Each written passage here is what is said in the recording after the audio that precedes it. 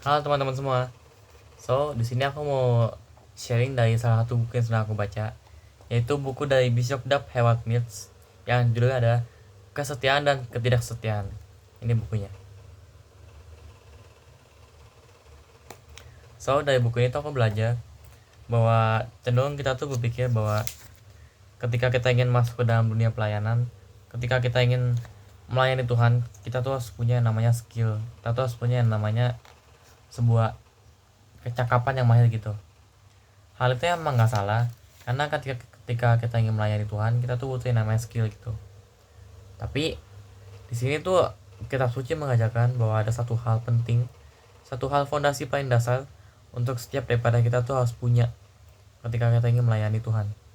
Dan hal itu ada kesetiaan, dimana kesetiaan itu ada hal yang tanda kutip kita semua tuh punya, tapi itu bukan hal yang bisa aku bilang tuh susah untuk pertahanin. Karena aku sendiri jujur dari awal aku mengikuti Tuhan, banyak banget rintangan, banyak banget tantangan yang aku hadapin untuk bisa mempertahankan yang namanya kesetiaan tersebut.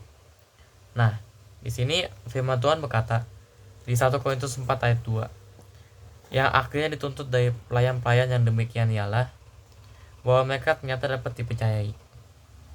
Nah, kesetiaan itu berbicara tentang yang namanya dipercayai oleh Tuhan, dimana ketika kita setia untuk beribadah, setia untuk yang namanya membaca Alkitab, setia untuk yang namanya berdoa, setia untuk yang namanya saat teduh, kita tuh pasti punya sebuah kesempatan gitu untuk yang namanya dipercayai oleh Tuhan.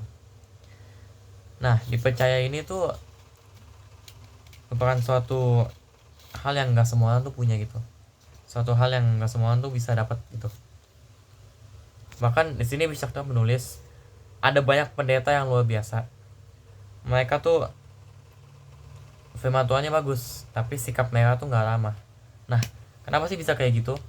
Karena mereka tuh emang aslinya tuh nggak punya yang namanya skill. Mereka tuh aslinya tuh nggak punya yang namanya tuh sebuah skill basic yang harus dimiliki oleh seorang pendeta. Nah, tapi karena mereka punya satu hal, yaitu namanya kesetiaan, mereka tuh tetap setia untuk melayani Tuhan, tetap setia untuk yang namanya berdoa kepada Tuhan, tetap setia untuk yang namanya mengejar Tuhan. Nah, mereka tuh dikasih karunia terbaik. Dalam tanda kutip mereka tuh dipercayai oleh Tuhan untuk bisa menjadi seorang pendeta gitu. Jadi mau gak sih kita sebagai anak-anak muda nih, anak-anak muda yang masih memiliki waktu yang banyak, kita pakai waktu kita ini untuk yang namanya kita setia kepada Tuhan. Even mungkin ada banyak masalah, ada banyak apapun itu, kita tetap setia kepada Tuhan. Nah, kenapa sih kita harus setia kepada Tuhan? Di sini Bishop Dub ada nulis satu poin yang menurut aku tuh penting banget. Kenapa kita harus setia kepada Tuhan? Kenapa kita harus namanya punya kesetiaan gitu? Yaitu adalah untuk melawan pasukan kelima.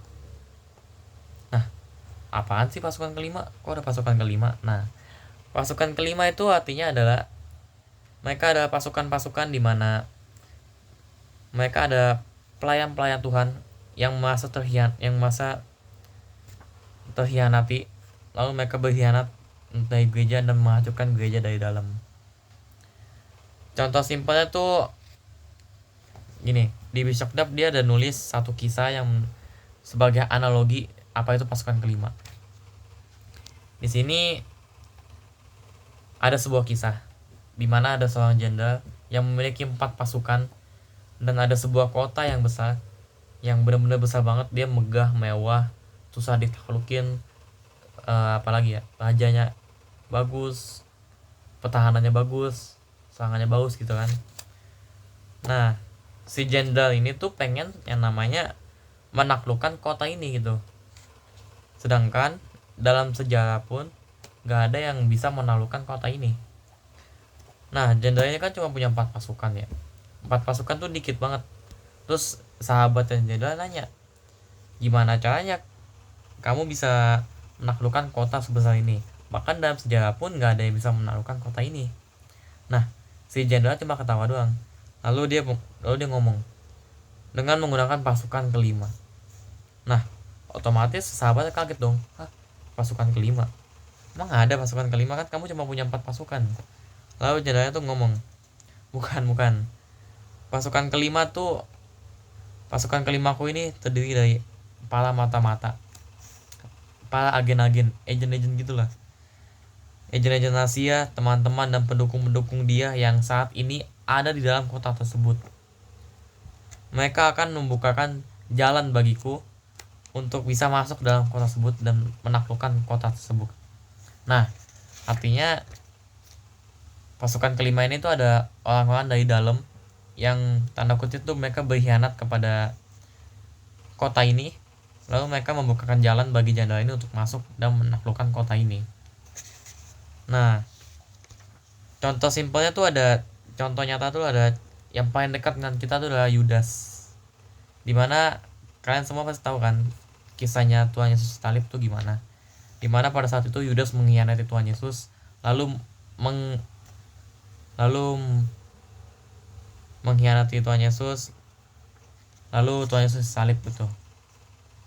Nah, Yudas ini kan bisa dibilang ada salah satu dari 12 murid Yesus yang sudah dekat banget dengan Tuhan Yesus.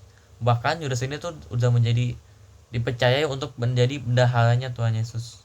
Nah, tapi kok bisa Yudas malah berkhianat gitu? Padahal kan dia udah sedekat itu, udah paling deket banget itu istilahnya. Istilahnya kayak tangan kanannya gitulah. Tapi dia malah berkhianat. Nah, hal itu karena setiap daripada kita tuh, karena di sini Yudas tuh nggak bisa mempertahankan yang namanya kesetiaan dia, dimana dia dipergunakan oleh iblis untuk yang namanya berkhianat. Mungkin setiap daripada kita tuh bisa mengalami hal seperti ini. Pasukan kelima ini tuh bisa dialami oleh siapa saja. Bisa oleh kalian, bisa oleh teman-teman kanan kiri kalian, bahkan oleh saya sendiri. Kita semua tuh bisa menjadi pasukan kelima yang begitu berbahaya untuk bagi setiap gereja kita. Nah, di sini Bishop Dap ada kesaksian bahwa beliau tuh punya satu rekan yang bisa dibilang tuh nggak setia pada dia gitu. Satu rekan dia ini tuh ada tangan kanannya dia yang ikut bersama-sama melayani bersama dengan beliau. Di sini beliau tuh nulis, meskipun orang itu memiliki posisi resmi sebagai tangan kanan saya, dia tidak percaya kepada saya dan dia selalu bersungut-sungut. Nah, bersungut-sungut tanda garis bawahi itu dimana setiap daripada kita ini seringkali bersungut-sungut akan keadaan. Contohnya ketika cuaca lagi panas, terus ada gereja nih, kita jadi aduh males lah gereja, cuaca lagi panas gini. Itu aja udah bersungut-sungut namanya. Kita tuh kayak apa ya, nggak bersyukur akan keadaan gitu. Hal itu membuat kita tuh menjadi salah satu ciri menjadi pasukan kelima. Nah, lanjut di sini tertulis, setiap kali mereka berkumpul, mereka akan membahas dan mengkritik saya. Nah, garis bawahi lagi, mengkritik. Dimana kita seringkali tuh mengkritik, mungkin bagi setiap kita jemaat ya, kita ngerasa bahwa pada saat kita gereja, kita ngerasa oh ini pelayanannya nggak bagus nih, kok musuhnya kayak gini, kok harusnya kayak gini, kan harusnya kayak gini. Nah, itu aja namanya udah mengkritik. Kita udah mengkritik yang namanya pelayanan yang dikerjakan oleh orang lain gitu, padahal kita sendiri tuh belum tuh bisa. Nah, hal itulah yang harus kita waspadai sebagai anak Tuhan. Sebagai kita ingin yang namanya untuk menjaga yang namanya kesetiaan, kita tuh harus waspadai hal-hal akan itu. Kita nggak boleh yang namanya bersungut-sungut, kita nggak boleh yang namanya menyesalkan keadaan, kita nggak boleh yang namanya jatuh terlalu dalam bahkan nggak bisa bangkit lagi. Nah, dari sini mau nggak sih kita belajar bahwa kita tuh harus punya yang namanya kesetiaan yang harus kita punya tahan gitu setiap hari. Kesetiaan merupakan suatu hal yang setiap daripada kita tuh punya. Setiap daripada kita tuh ketika kita ingin memilih ke Tuhan, kita tuh pasti punya namanya kesetiaan. Tapi hal itu gak mungkin kita untuk bisa namanya tetap mengikuti Tuhan. Bahkan ada saatnya dimana kita mungkin saat kita sedang jatuh, dimana mungkin saat kita sedang down, kita akan ada saatnya dimana kita capek, lelah. Itu pasti iblis akan menyerang kita saat kita sedang dalam itu. Oleh karena itu, mari kita sama-sama berwaspada akan keadaan apapun itu. Kita sama-sama punya hubungan yang dekat dengan Tuhan. Kita sama-sama berbanyak hubungan dengan Tuhan lewat saat teduh, lewat berdoa, lewat baca firman, lewat baca Alkitab, lalu lewat mendengarkan khotbah. Kita sama-sama pakai hidup kita ini untuk menjadi pelayanan Tuhan yang luar biasa gitu, tanpa memikirkan yang namanya oh ini pelayanannya gini doang nih, oh gini lagi, oh gini lagi. Mari kita sama-sama kita buang yang namanya rasa puas. Kita tuh dalam sebuah gereja tuh gembala aku sebenarnya ada ngomong bahwa kita dalam sebuah gereja tuh nggak boleh namanya kita merasa puas akan apapun itu. Contoh nih, ketika kita merasa puas, kita merasa oh khotbahnya bagus, udah kita masukin ke dalam hati itu sudah, besoknya hilang, nggak ada apa-apain lagi. Besok ada misalnya kan minggu depan ada ibadah lagi, terus ada khotbah yang lebih bagus lagi, kita udah merasa puas sama khotbah sebelumnya dan merasa kalau khotbah ini nggak penting, padahal sebenarnya khotbahnya lebih penting daripada khotbah sebelumnya. Itu yang namanya kita merasa puas akan gereja. Nah, mau nggak sih kita tuh nggak boleh merasa puas akan gereja. Kita tuh nggak boleh merasa puas akan apapun itu, puas akan pelayanan, puas akan berdoa, puas akan membaca Alkitab. Kita harus terus mempunyai kerinduan untuk terus hati kita tuh diisi oleh yang namanya firman Tuhan, khotbah, pelayanan atau apapun itu yang menyenangkan hati Tuhan. So itu aja sharing aku pada hari ini. Terima kasih untuk semuanya yang sudah mendengarkan sampai akhir, sudah menonton sampai akhir. Tuhan Yesus memberkati.